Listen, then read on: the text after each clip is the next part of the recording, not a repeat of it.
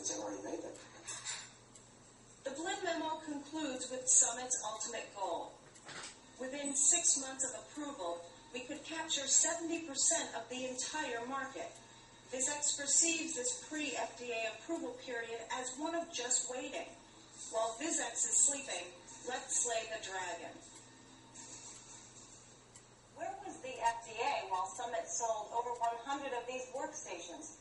To some, this story sounds like a tale of two companies, and that's just how the Wall Street Journal reported it in a front-page feature article. But they didn't tell the whole story. This is about FDA favoritism towards Summit, and a pattern of corruption that will be revealed as we bring you the evidence. Paul? Thanks, Marianne. We have to pause for a break. When we return, think your doctor has the freedom to buy FDA-approved medical equipment whenever he chooses? Well, think again. Coming up, how one eye doctor's use of an imported Summit machine has caused a conflict with the FDA.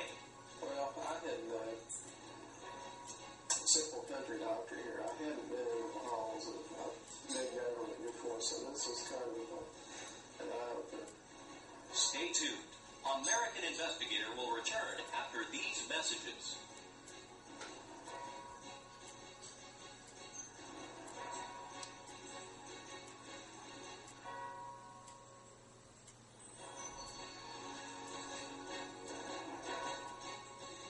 And welcome back to American Investigator. Our report continues tonight with NET's Chief Investigator, Ethan Gutman. Ethan, where does the story go from here? Well, Paul, no device, no matter how ingenious, can be sold without the FDA's stamp of approval.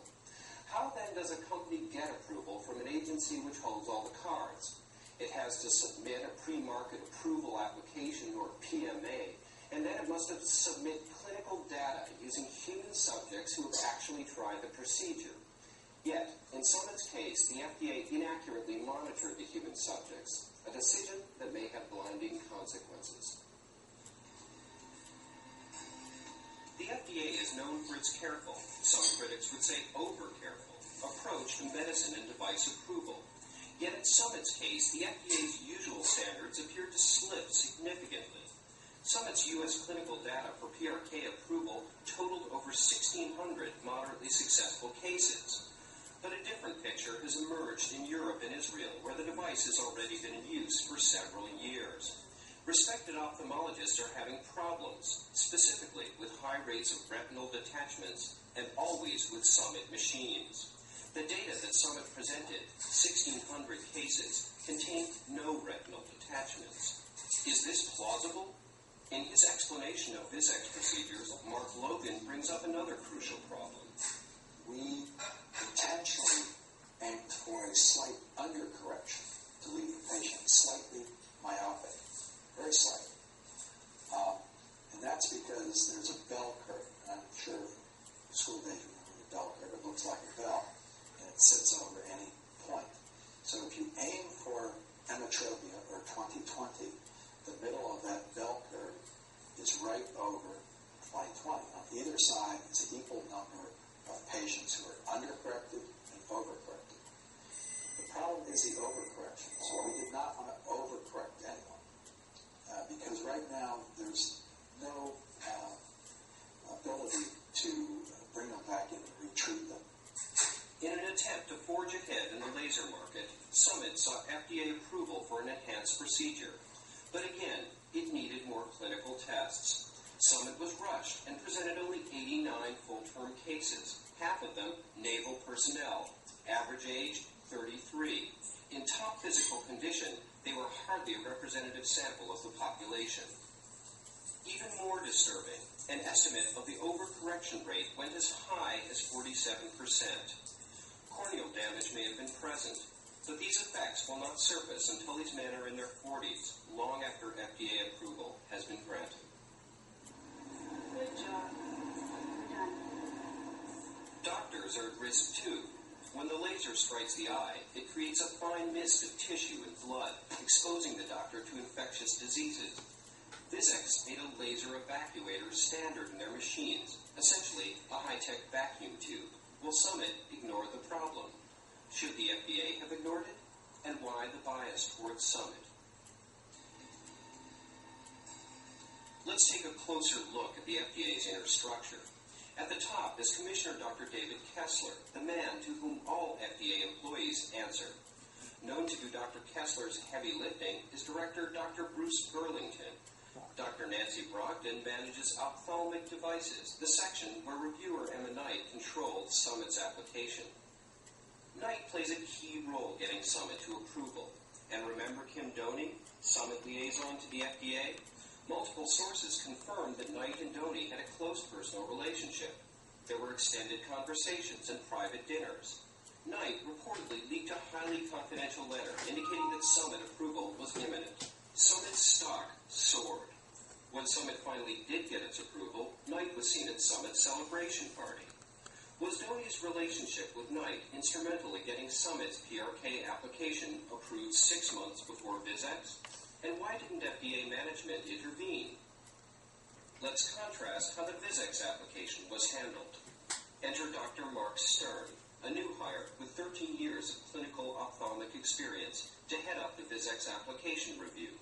But Stern may have been hired to fail.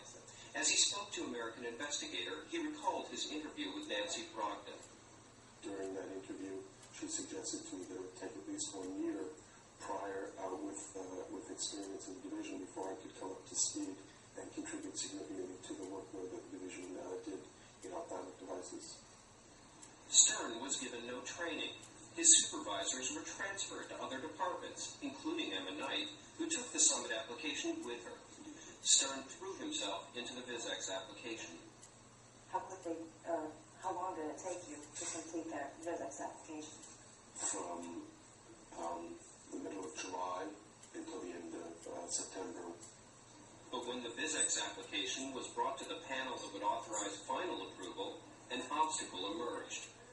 One of the panel members was a new reviewer also, who seemed to be rather upset by having to do the review. She was also a substitute reviewer for the originally scheduled reviewer who was not accommodated on the day of the review of the panel meeting. That panel member was Dr. Marian Maxey, the lone dissenting voice against Vizex. At the meeting, she used privileged technical information believed to have come from Emma Knight. What is Dr. Maxey doing now? She is now a laser investigator for Summit Technologies, the major competitor of Vizex, and she has received a free loaner device for this study. After the Vizex panel, events accelerated. Muller received those blueprints we told you about earlier. Rumors started of a congressional investigation. Stern was given an involuntary transfer, and that information leaked, somehow, to a Wall Street analyst. In frustration, Stern made an attempt to meet with Dr. Kessler to inform him of improprieties in the stealing of FDA documents. Instead, Stern was met with a new directive. I was told to immediately leave FDA premises, take all my personal belongings, and to sign out at Park One, which I did on January 30th, and I voluntarily resigned rather than being fired. Did you ever get that meeting with Dr. Kessler? I never got a meeting with Dr. Kessler. Dr. Robert Dotson of Tennessee has had his own problems with Summit and the FDA. Dotson was simply eager to treat his patients with excimer laser surgery, and with a limited budget, he imported a used Summit laser for $100,000 rather than buying a new domestic model at $400,000. There was no clinical difference between the two machines. Summit's own FDA testimony admits this. An additional twist: all domestic machines produced by Summit and Vizex have a built-in debit card slot. The machine won't even operate without collecting a $250 fee for every eye. Potential long-term profits? $15 billion for Vizex and Summit. The imported machines don't have a debit card slot. So Summit, using questionable clinical evidence, sued doctors for importing machines. One of the ophthalmologists in the suit